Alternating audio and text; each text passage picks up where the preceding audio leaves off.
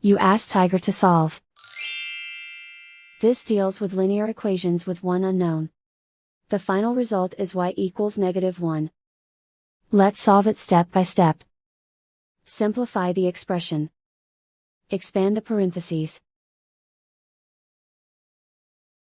Group like terms.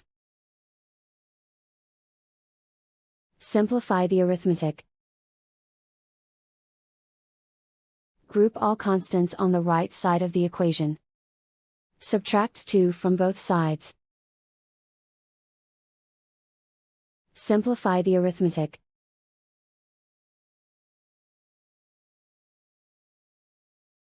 Isolate the y. Divide both sides by 2.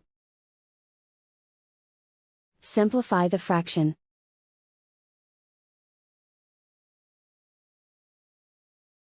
And so the final result is y equals -1.